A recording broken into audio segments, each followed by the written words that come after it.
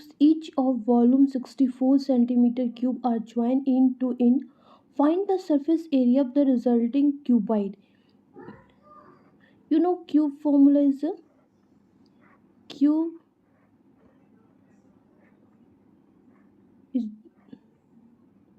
this type of same one cube and another cube.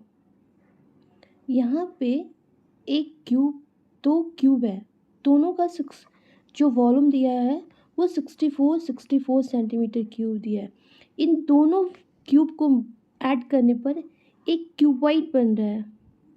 क्या बन रहा है? क्यूबाइड बन रहा है।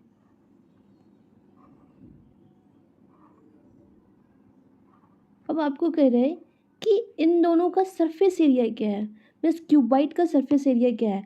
अब आपको पता है कि वॉल्यूम ऑफ क्यूब क्या होता है? Volume of cube is side cube. यहाँ 64, यहाँ पे क्या दिया हुआ है? यहाँ पे क्या दिया हुआ है? 64। अब 64 आपको दे दिया है तो साइड क्यूब। अब यहाँ से 4 इंटू 4 साइड क्यूब, तो साइड क्या आएगा? साइड हमारे पास आ जाएगा 4 सेंटीमीटर। अब जैसे ये लेंथ हमारे पास क्या हो जाएगा? लेंथ दोनों को ऐड करेंगे तो 4 + 4, तो हमारे पास लेंथ क्या आ जाएगा?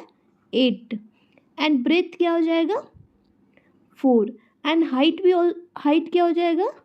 4। हमारे पास अब पता है कि सरफेस एरिया ऑफ क्यूबाइड क्या होता है? Surface area of cuboid, surface area cuboid क्या होता है?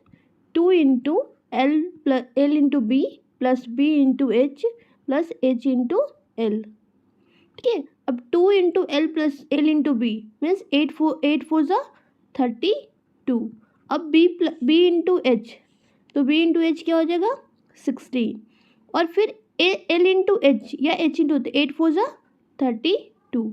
हमारे पास क्या हो जाएगा? 32 4 64 80, 2 इंटू 80, तो हमारे पास आंसर क्या हो जाएगा? 160 सेंटीमीटर स्क्वायर।